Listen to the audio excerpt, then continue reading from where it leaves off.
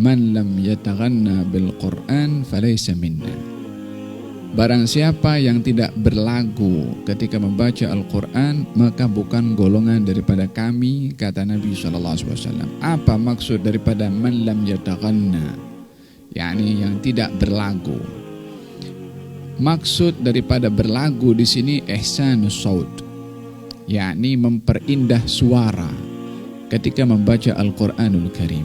Zayyinu aswatakum bil Quran. Hiasilah Al-Quran itu dengan suara kamu, yakni berlagu ketika membaca Al-Quranul Karim, dan itu bahagian daripada adab membaca Al-Quranul Karim. Baginda Rasulullah sallallahu alaihi wa ala alihi wa sahbihi wasallam terkadang meminta kepada orang lain membaca Al-Quran dan ingin mendengar bacaan orang lain.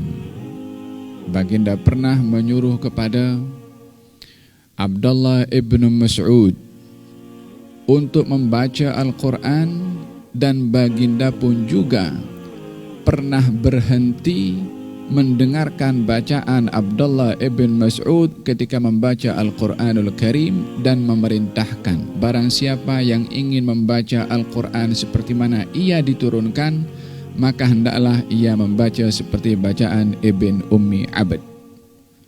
Yani Ibn Ummi Abd maksudnya adalah Abdullah ibn Mas'ud. Satu hari Nabi keluar daripada satu tempat, lalu di rumah Abdullah bin Mas'ud didengar beliau membaca Al-Quran di rumahnya. Berhenti Nabi dengar.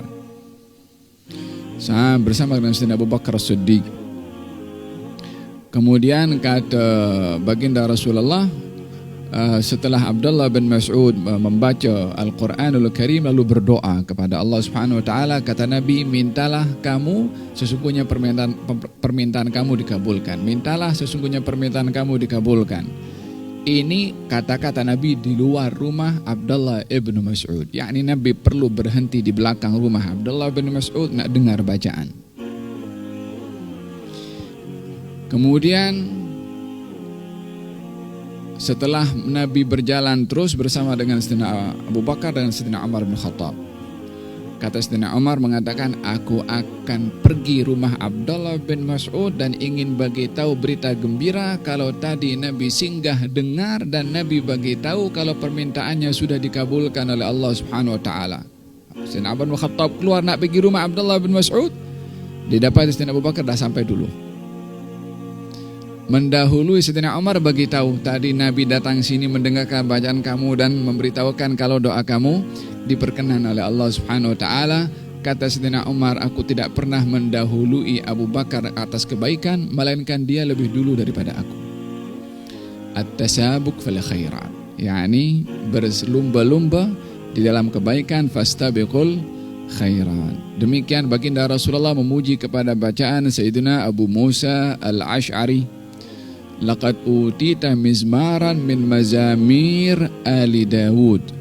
Kamu wahai Abu Musa diberikan oleh Allah mizmar, yakni kiasan kepada suara terindah daripada suara-suara yang diberikan oleh Allah Subhanahu wa taala kepada Sayyiduna Dawud alaihi salam, yang kalau Dawud membaca kitab Zabur, binatang pun hinggap untuk nak dengar bacaannya.